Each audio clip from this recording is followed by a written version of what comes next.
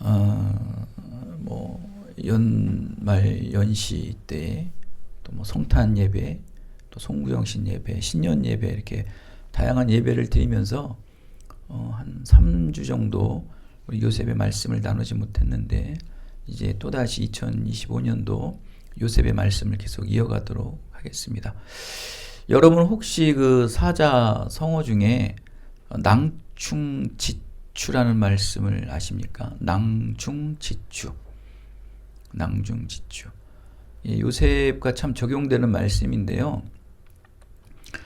재능이 뛰어난 사람은 숨어 있어도 저절로 사람들의 눈에 띄게 된다라는 이 사자성어가 낭중지추입니다. 여러분도 하나님의 은사를 품고 있으셔서 세상 어느 곳에 속해 있을지라도 사람들의 눈에 띄어서 형통한 은혜를 이어갈 수 있는 하나님의 은혜가 여러분의 인생 삶에 가득하게 되시기를 예수 그리스도의 이름으로 축원드리겠습니다. 낭중지추, 사자성어 이런 건 하나 알아두세요. 대제국의 왕인 바로가 자신의 그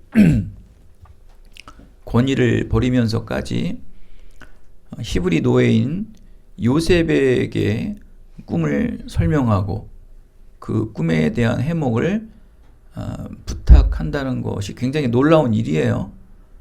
당시 아주 저명한 현인들 또 이름난 그런 점술가에게도 그 꿈을 얘기했지만 그 꿈을 아무도 해석하지 못하였다고 하지 않습니까? 이렇게 복음이라는 것들이, 하나님의 신앙이라는 것들이 지혜가 있고 명석하다고 해서 이게 알 수 있는 영역이 아니에요, 여러분. 하나님의 이 지혜, 이 하늘의 지혜는 하늘에 속한 사람만이 알 수 있는 거거든요. 이건 뭐 똑똑한 거랑은 여러분 별개입니다, 여러분.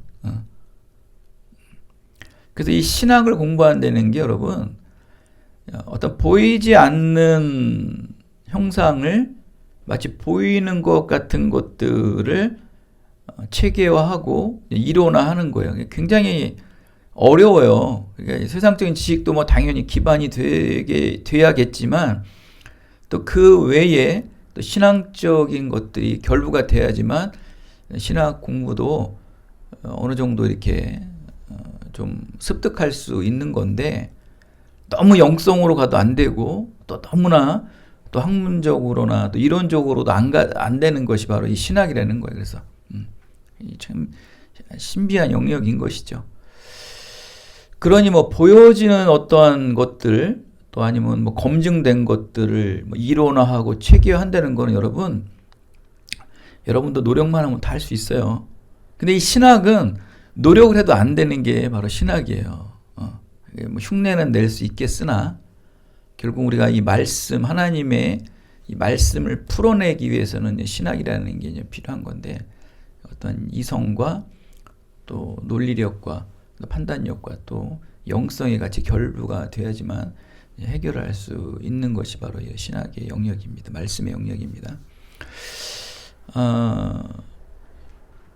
당시 애굽이라는 나라에서 이 바로 왕은 한 뭐 주권자를 뛰어넘어 또 초월적인 신으로까지도 추앙받던 직책이었거든요. 그러니까 사람들은 왕 자체도 대단한데 저 사람은 신의 영역에 있는 사람이야. 그러니 뭐 더 우월해 보이고 가까이 갈 수 없는 그런 아우라가 있었겠죠. 그러한 사람이 자기의 꿈을 꿨는데 그 꿈을 해석하지 못한다. 그리고 그것도 모자라 히브리 노예, 종이고 노예인 히브리 사람에게까지 자기 꿈을 구걸을 하고 있는 거예요. 내 꿈을 좀 해석 좀 해주세요라고 구걸을 하고 있는 거예요. 꿈을 구걸하는 거. 굉장히 우리가 속된 말로 창피한 일이죠. 그때 낭중지추라는 사자성어의 말이 이루어지는 거예요. 재능이 뛰어난 사람, 바로 요셉을 말하는 거죠. 하나님의 절대적인 은혜로 꿈을 해석할 수 있는 예언자적 자질을 가지고 있는 요셉이 숨어 있고 지하 감옥에 처해 있을지라도 저절로 사람의 눈에 띄게 되는 거예요. 이게 바로 낭중지추라는 말이라고 그러지 않습니까? 좀 여러분 귀에 못이 박히게, 뭐 굳이 외울 필요가 없어요. 자꾸 듣다 보면 그냥 습득되는 거예요. 낭중지추. 여러분이 낭중지추의 사람이 돼야 돼요. 그러려면 항상 이 앞절에 뭐라고 나와 있습니까? 재능을 갖춰 있는 자에 한해서 이 낭중지추라는 사자성어가 이루어지는 거예요. 요셉도 하나님과 늘 깊은 영성 관계가 이루어졌기 때문에 이게 많은 사람들 중에 뭐 숨어 있었건 어디 외곽에 있었던 이게 눈에 띄는 거예요. 여러분 언젠가 한번 제가 서울에 갈 일이 있어서 이렇게 보는데 벌써 딱 아우라가 달라요. 젊은 애인데 키가 한 190 정도는 되더라고. 근데 뭐 키가 커도 이렇게 폼이 안 나는 사람이 있거든요. 근데 딱 보면은 벌써 호대가 달라요. 걷는 폼도. 알고 보니까 모델이에요. 유명한 모델이더라고요. 실물을 보면 정말 달라요. 외형적인 것도 딱 보면 안다고 이게. 그래서 모델이 그냥 모델이 아니구나. 뭐 옷걸이서부터 걷는 폼서부터 일반 건 뭐 키 큰 사람 뭐 이런 사람들이랑 급이 다르다는 거예요. 마찬가지로 하나님의 말씀을 품고 있는 자, 하나님의 소망을 품고 있는 자, 모든 범사에 형통한 사람은요, 아무리 숨어 있어도, 아무리 외곽에 있을지라도, 변방에 있을지라도 사람들의 눈에 띄인다는 거예요. 그게 바로 대표적인 사람이 또 누굽니까? 믿음의 사람 중에 제가 가장 좋아하는 성경인물 다윗이에요. 다윗. 여러분 귀가 그냥 못이 박히도록 얘기하지 않습니까? 이 베들레헴이라는 지역은 아주 시골 중에 시골이었어요. 그곳에서 그것도 양치는 목동밖에 되지 않았던 자가 어떻게 이스라엘 전역을 다스릴 수 있는 왕으로 컨택이 될 것이며, 또 그가 예수님의 계보를 잇는 혈통이 되겠냐는 거예요. 어마어마한 일이죠. 사무엘도 다윗을 봤을 때 얘는 아니겠지라고 할 정도예요. 그럴 정도로 사람들 형상은 이렇게 외형적인 것은 띄지 않았지만 그 안에 뭐가 심겨져 있었어요? 하나님의 성품이 심겨져 있었던 거예요. 하나님의 말씀이 심겨져 있었던 거예요. 그 사무엘도 이제 깨어지고 난 다음에, 하나님의 말씀을 듣고 난 다음에야 이제 드디어 그의 마음 중심을 볼 수 있었던 거예요. 그냥 일반 한 지역의 관리가 되는 게 아닌 이스라엘 전체를 통치할 수 있는 왕의 존재가 된다는 거예요. 아무튼 하나님께서는 약한 자, 강하게 만드시는 절대자세요. 아니 명수의 명수. 약한 자를 강하게 만드시는 아주 절대자라시는 것을 믿으시기 바랍니다.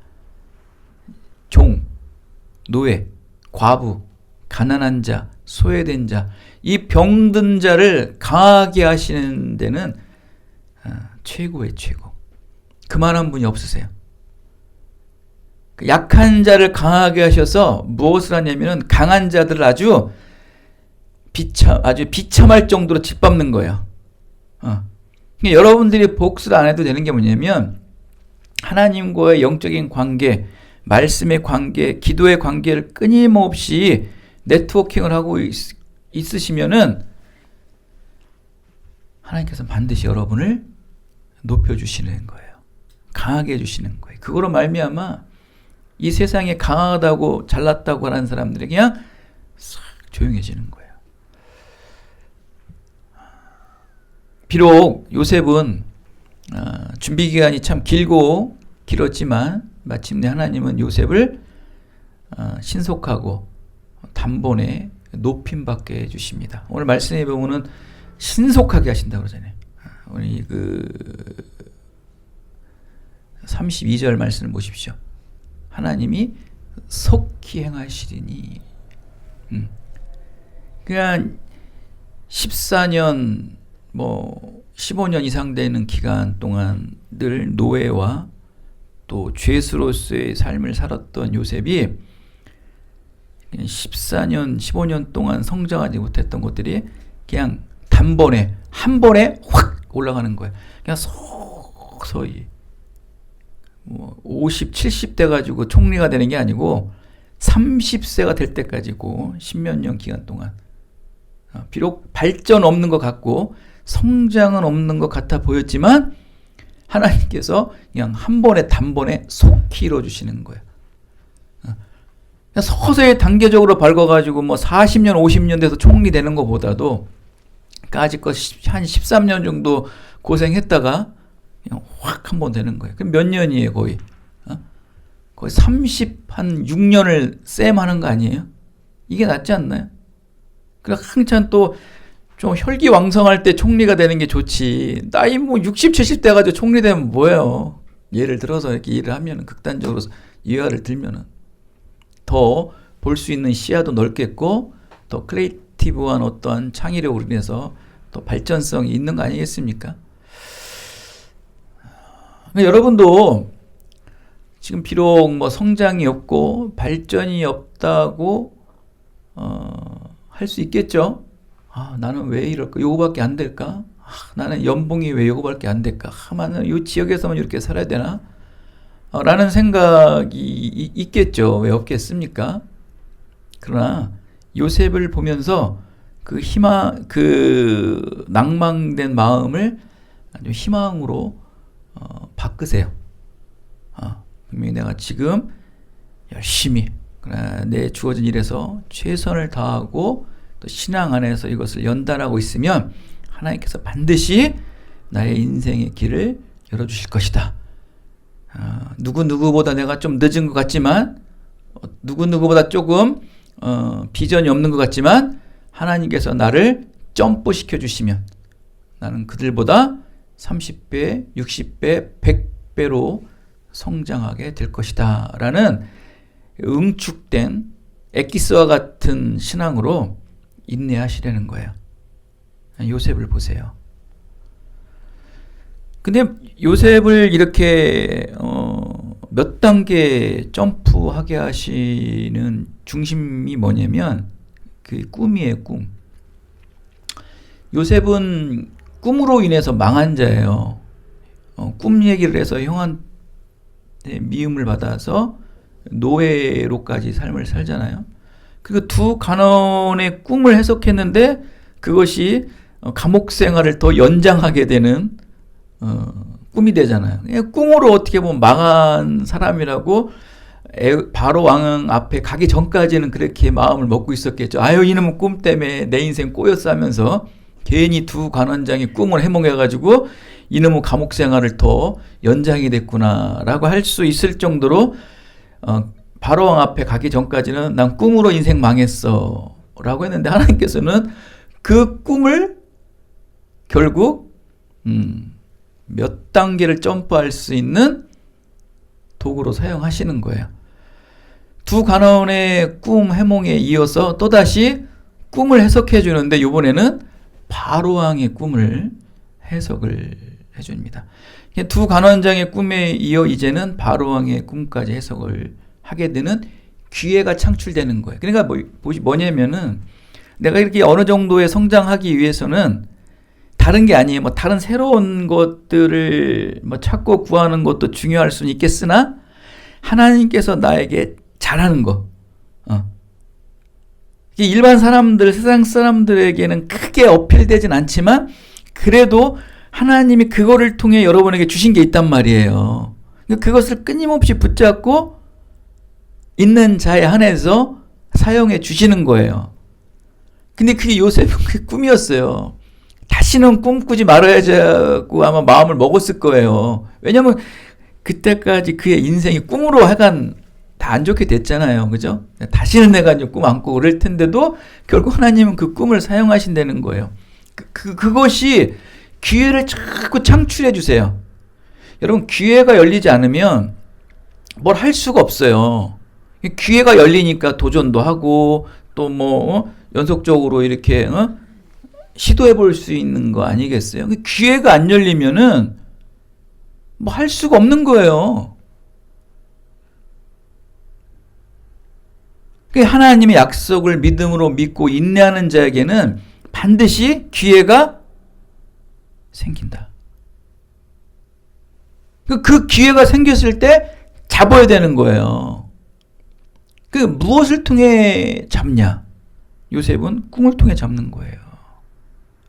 자신이 가장 잘하는 것으로 계속해서 연속적으로 하나님께서는 기회를 주시는데 여러분 그거 놓치시면 안 되는 거예요. 그거를 여러분 잡아내야 돼요. 하나님 반드시 여러분에게 재능을 주셨어요. 그 재능을 끊임없이 하나님께 기도하며 말씀으로 끊임없이 배양하세요. 계속 성장시키고 성숙시키세요. 그것만 붙잡고 있으면 기회는 열려요. 그럼 그거로 통해서 여러분은 세상 사람들이 이루지 못하는 몇 단계를 점프해 올라간다니까요. 세상을 변혁할 수 있고 개혁할 수 있는 거예요. 자, 또다시 다윗으로 돌아가겠습니다. 다윗은요, 목동 생활하면서 특별한 재능이 없었어요. 그냥 앉아서 뭐 하는 거예요? 기타 튕기면서, 줄 튕기면서 하나님 찬양하고 아름다운 그 자연 경관을 보며 시를 쓰는 거예요. 그 주제는 뭐예요? 하나님이 주제예요. 창조주 하나님을 주제로 다양한 찬양과 찬양의 시를 읊조리는 거예요. 다 기도죠, 기도. 그의 기술은 그거예요. 그의 재능은 하나님을 향한 자기의 마음을 온전히 찬양으로 기도로서 드리는 거예요. 근데 하나님께서는 내 마음의 중심이 너무 마음에 든다는 거예요. 그 하나님이 주시고서 하나님이 그 하나님이 주신 마음을 너무나 넌 잘 간직하고 있었다는 거예요. 그 마음을 누가 주셨겠어요? 당연히 하나님이 주셨죠. 하나님이 주신 그 마음을 너는 너무나 잘 활용하고 있었다는 거예요. 그게 뭐 대단해요? 하나님을 향한 그 믿음, 하나님을 향한 열정, 나의 모든 지정의, 모든 인간의 인격을 가지고 하나님을 향하게 다 쓰는 거예요. 나의 감성도 하나님을 향해 쓰고, 나의 의지도 하나님을 향해 쓰고, 나의 행함도 하나님을 향해 쓰는 거예요. 지정의, 인간이 가지고 있는 모든 인격을 그냥 하나님을 향해만 쓰는 거예요. 그랬더니 어느 날 기름 부음을 받고 왕이 된다는 거예요. 네가 왕이 될 상이로다 하면서. 그게 다윗이에요. 여러분, 다윗만한 성군이 있을까요? 이스라엘의 역사, 또 성경의 역사 중에 왕하면 가장 먼저 떠오르는 사람이 누구예요? 다윗이에요, 정말. 그 다음에 이제 뭐 세부적으로 이렇게 보면 뭐 또 여러 뭐 지도자들도 있겠지만, 그래도 처음에 탁 떠오르는 고위 명사는 다윗이에요. 그의 재능은 하나님을 향한 찬양과 기도. 여러분의 재능 뭐지? 뭐 내가 이건가?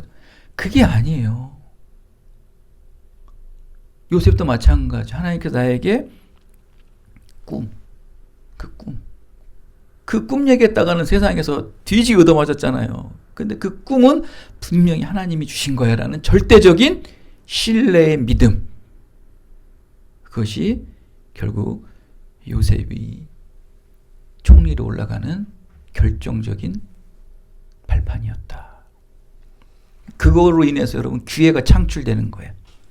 하나님을 향한 기도, 하나님을 향한 찬양, 하나님을 위한 예배가 여러분 끊임없이 붙잡고 그것이 여러분의 재능이 되고 여러분의 그것이 도구가 되어야 돼요. 방편이 되어야 돼요. 그래서 하나님께서는 기회를 계속 열어주시는 거예요. 못 잡을 수도 있어요, 때론. 그러나 거기에 너무 연연하지 마시고 하나님은 계속 그 기회를 주세요. 기회를. 계속 주세요. 계속 기회를 주신다는 것은 여러분들이 계속 하나님을 향하고 있다는 거예요. 늘 하나님만 바라보고 있다는 거예요. 하나님의 경향성이 있는 자에게는 하나님께서는 늘 계속 기회를 창출해 주세요. 언젠간 잡게 하신다는 거예요.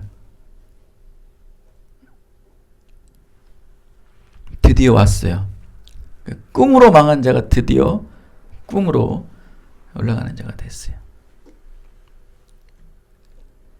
이 하나님이 주신 꿈은 하나님을 아는 자만이 그 꿈을 해석할 수 있습니다, 여러분.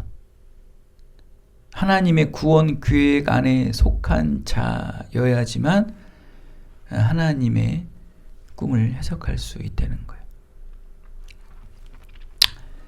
여러분, 만약에 미래를 알 수 있는 능력이 있다면 어떤 재앙이 있거나 어떠한 좀 이상 징후가 있더라도 미리 예비할 수 있고 또 대처할 수 있는 준비 과정들이 있을 거 아니에요. 미리 일어나는 거. 그게 참 중요하죠. 현재 일어나는 여러분 정치와 또 경제, 문화, 환경 등과 주식, 비트코인, 금값, 금리, 또 부동산, 외환위기가 닥쳐온다는 것을 미리 다 그 상황을 분별할 수만 있다면 현재 그 어떤 상황들 미래에 임할 것이 현재 미리 다 알고 있다면 여러분에게는 큰 재화가 생길 거예요. 큰 물질이 생길 거예요. 큰 복이 임하게 될 거예요. 왜? 미리 준비된 자만이 어떤 재앙 이후에 또 사용할 수 있으니까. 거의 그 세상에서 그 큰 권위와 또 어떤 재화를 누리는 사람들을 보면은 예측을 잘 해서 어느 때에 큰 일확천금을 얻는 사람들이 대부분이에요. 우리나라도 보면 일본 같은 나라가 대표적인 게 6.25 전쟁 때 일본이 그렇게 돈을 많이 벌었대요. 미국을 원조하면서 중간 그 거점이 됐잖아요, 일본이. 그다음 그 전쟁 나면 돈 버는 나라들이 많이 생겨요. 그것처럼 그런 기회들이 많이 창출된다는 거예요. 그럼 미리 다 예측을 하는 거겠죠. 요셉이 그래요. 요셉이 장차 어떤 일이 일어날 것이라는 것을 현재 분별하고 있었던 거예요. 그러니까 지금 현재 미래에 일어날 것을, 앞으로 일어날 것을 분별할 수 있는 자만이 미래를 알 수 있는 능력이 있는 거예요.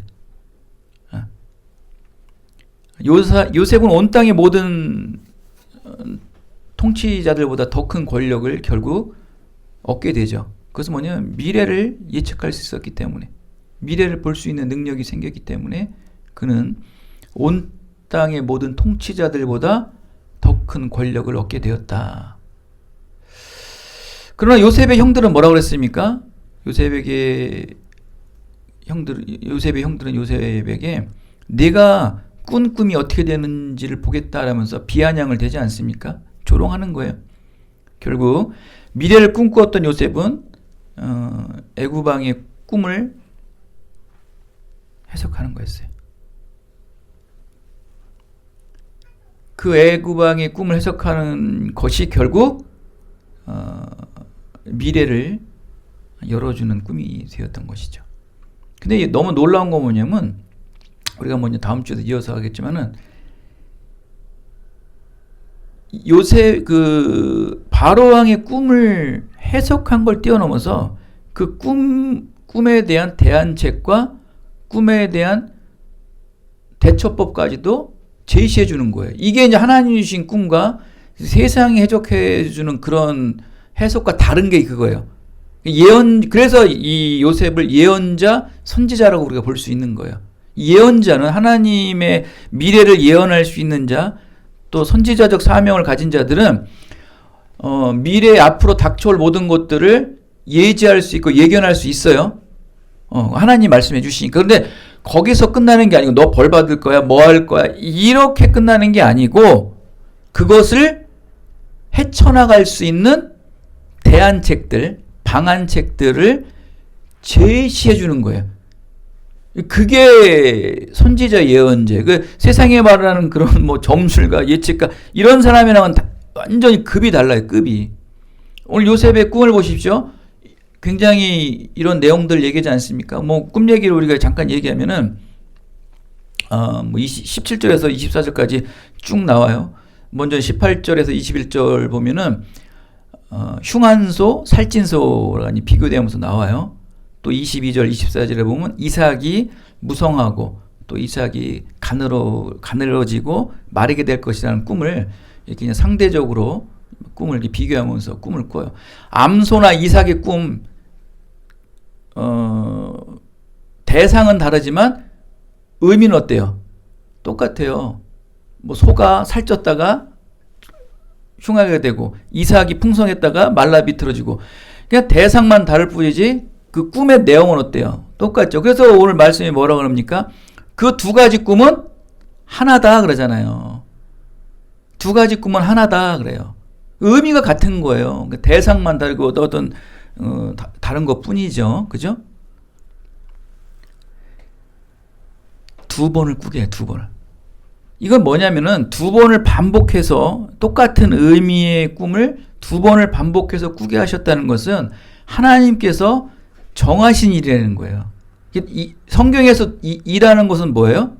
완전수를 말한다고 했잖아요. 완전한 거. 그러니까 하나님이 정하셨다. 이건 완전한 거예요. 하나님이 정하셨다는 건 완전한 거라고요. 내가 이 땅을 창조하리라고 정하셨잖아요. 그건 창조된 거예요, 여러분. 근데 이 정한 것을 어떻게 하신다고 그랬어요? 하나님께서 정하신 것도 대단한데 속히 이룬대잖아요. 어마어마한 거예요. 여러분, 우리는 하나님께서 구원을 정하셨잖아요. 근데 이 구원을 이룰 때까지 우리는 어때요? 죽어야 돼요. 우린 죽어야 이 구원이 온전히 일어나는 거예요. 엄청 더딘 거예요. 예수님께서 2000년 전에 하나님께서 정하신 구원을 이뤘잖아요. 근데 지금 재림이 왔어요? 얼마나 더딘 거예요. 그런데 지금 이 하나님께서 정하신 거를 이루시기 위해서는 굉장히 더디고 더딘데 이걸 속히 이루신다는 거예요. 그러니 얼마나 하나님께서는 극박하게 일하시는 거예요. 여러분들 부럽죠? 하나님이 정하신 것을 속히 이뤄준다면 빨리 결과를 얻고 싶은 게 우리 마음이잖아요. 근데 이 꿈을, 같은 꿈을 두 번을 꾼다는 거, 완벽하다는 거예요. 그만큼 완벽하고 이것은 급하게 일어날 거라는 거예요. 근데 여러분, 이 꿈은 결국 누구를 위하는 거예요? 결국 요셉이 애굽의 총리가 되기 위한 꿈이에요. 하나님께서는 요셉의 꿈을 완전하게 성취하시기 위해 애굽에 처한 여러 가지 문제를 해결하지 못하게 하세요. 만약에 요셉의 꿈을 완전하게 성취시키기 위해 애굽에 처한 문제들이 만약에 해결이 됐다. 그럼 요셉의 꿈이 해결돼요? 요셉의 꿈은 해결되지 않아요. 요셉의 꿈을 해결하기 위해서 하나님께서는 아무도 바로의 꿈을 해결하지 못하게 하는 거예요. 요셉을 위해서 완전히 요셉에게 그냥 스포트라이트가 완전히 가 있는 거예요. 바로 왕이 꾼 꿈이 파악하는 사람이 단 한 사람도 없어요. 그 대제국 애굽에서.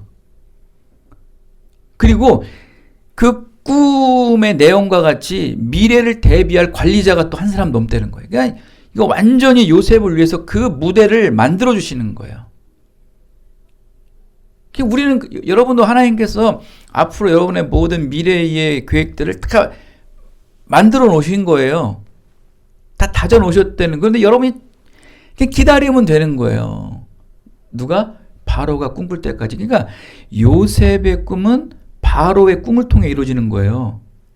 요셉의 꿈이 이루어지려면은 바로가 꿈을 꿔야 돼요.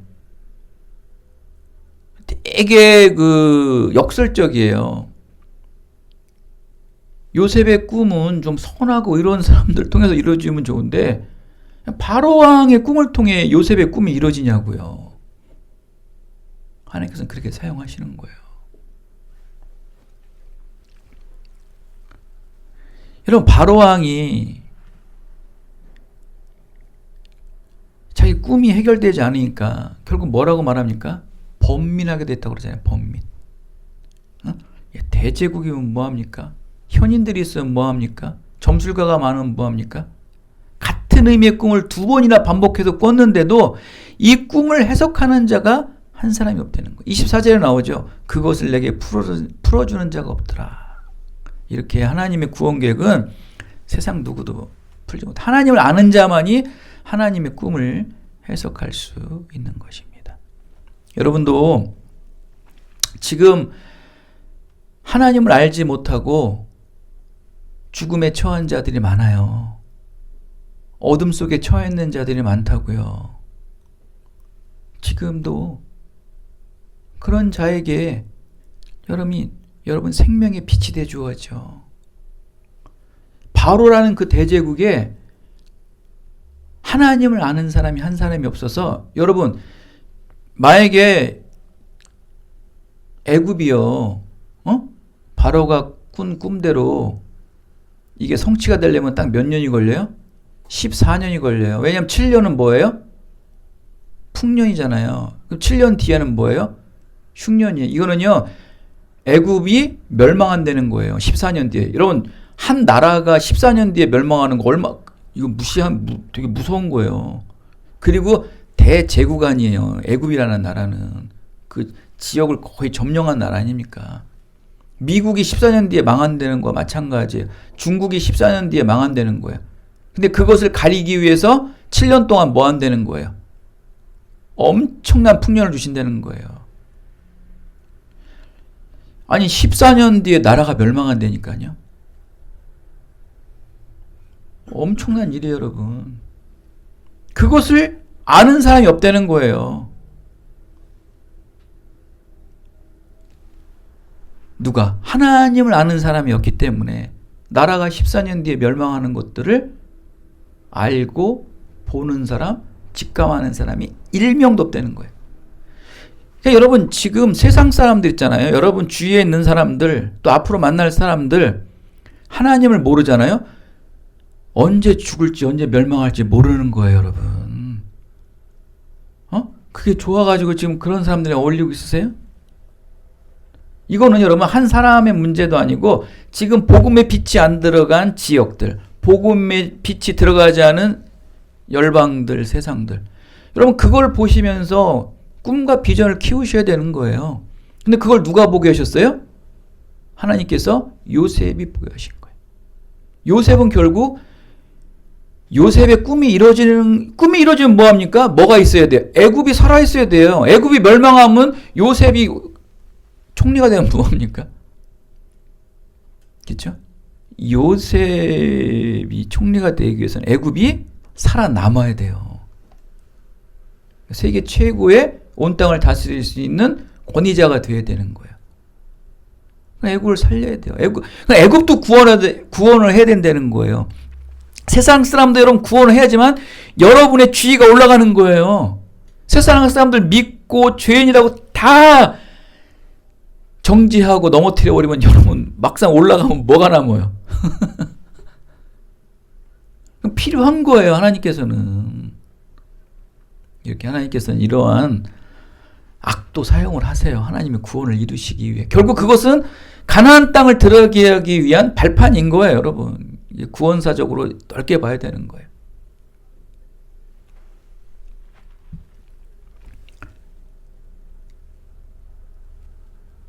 망하는 민족들을 여러분 살리셔야 돼요.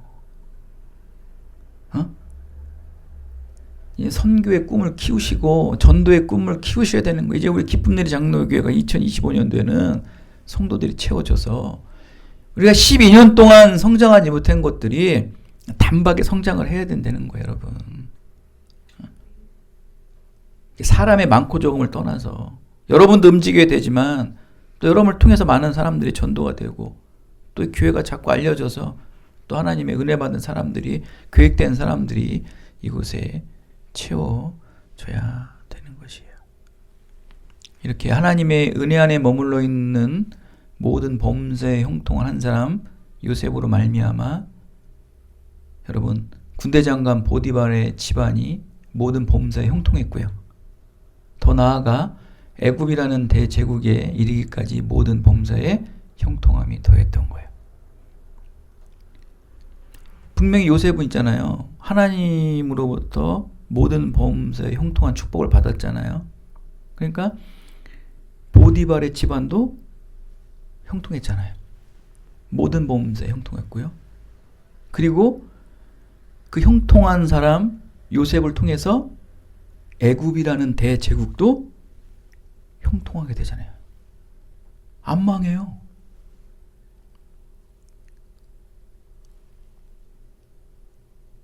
하나님이 한 사람이 머물러 있기 때문에 형통함이 넘쳐 흐르는 거예요. 지금 제가 우리 사모님이랑 근무하는 노인 센터도 보면요. 기강이 없어요, 기강이. 우리가 그래요. 우스갯소리로. 사모님과 제가 그 센터에서 소속돼서 일하고 있기 때문에 그 기강 없는 센터가 형통한 거예요. 할렐루야. 여러분이 속해 있는 곳이 여러분 불만도 있고 단점도 있고 뭐 장점도 있겠지만 그래도 그곳이 형통하게 운영되고 있는 것은 지금 형통함이 흐르는 여러분들이 그곳에 자리 잡고 있기 때문에 그 형통함이 흐르심을 믿으시기 바랍니다. 결국 그것은 대제국이라는 나라를 부흥케 하는 거예요. 여러분, 애굽만 흉년에 처하는 게 아니고요. 애굽 주변에 있는 모든 나라들이 흉년에 처해요. 이게 오죽하면 가나안 땅에 있는 야곱에까지 그 소식이 들릴까요? 애굽만 흉년이 임한 게 아니라는 거예요. 어마어마하죠, 여러분. 그러니까 이 형통함이 더한 거예요. 그 형통함이 애굽을 떠나 그 주변에 있는 모든 세계까지도 형통한 은혜가 전파됐다는 거예요. 그러니까 형통한 사람 한 사람이 한 집안을 살리고 한 교회를 살리고 한 공동체를 살리고 지역을 살리고 나라를 살리고 열방을 살리는 게 하나님의 은혜의 강건함이에요. 그게 여러분이 돼야 되는 거예요. 여러분, 한 사람으로 말미암아 온 세계가 형통해지는데 2명, 3명이 형통하면 이건 말해 뭐 하겠습니까? 이건 말해 뭐 하겠어요? 여러분의 그 믿음에 자신감이 없어서 그러는 거예요. 믿음에 확신이 없어서 그런 거예요. 사도 바울은 믿음을 확증하라고 그러잖아요. 여러분의 믿음을 늘 점검하시라는 거예요. 맞아요. 예수님의 보혈의 피로 흘리신 구원의 복음이 맞다고요. 그것을 여러분은 품고 있어요. 그것을 늘 여러분 확인하셔야 된다고요. 그게 형통한 사람의 축복의 통로라는 거예요. 그것으로 인해서 하나님 축복해 주시지 여러분 뭐 잘하고 뭐하고 그거로 축복해 주시는 거 아니에요. 여러분 정말 정신 똑바로 차리셔야 돼요. 다윗을 보세요. 뭐 잘났어요. 그런 사람이 어떻게 왕이 돼요? 재능 좋아서 된 거예요? 공부 잘해서? 뭐 해서? 아니에요. 하나님을 향한 마음, 올고지 하나님을 바라보는 그 굳건한 믿음만으로 인해서 하나님께서는 그 마음이 너무나 아름답고 내가 준 그 하나님의 마음, 하나님을 믿는 그 은혜의 마음을 지고지순하게 품고 있는 그 사람에게 하나님께서는 형통한 축복의 통로들을 열어주시는데 주체할 수가 없는 거예요. 막 들어오는 거예요. 막 열리는 거예요. 그 기회의 창추들이 여기도 기회, 저기도 기회. 그리고 손 대는 것들마다 막 이루어지는 거예요. 할렐루야. 여러분의 인생이 그렇게 되시길 바랍니다. 이 형통한 자라는 거예요, 여러분. 여러분 이제 그 형통한 은혜가 결국은 문제가 뭐냐? 여러분의 행함을 통해 드러나야 된다는 거예요. 형통한 복음의 소식이 이제 여러분의 일상의 삶, 세상의 삶 속에서 행해어지고 실천되어지심을 통해서 정말 여러분이 가는 모든 곳곳들마다 모든 범사의 형통함들이 요셉이 총리에 오르는 형통함 같이 이루어지게 되시기를 예수 그리스도의 이름으로 축원드리겠습니다. 은혜가 풍성하신 아버지 하나님,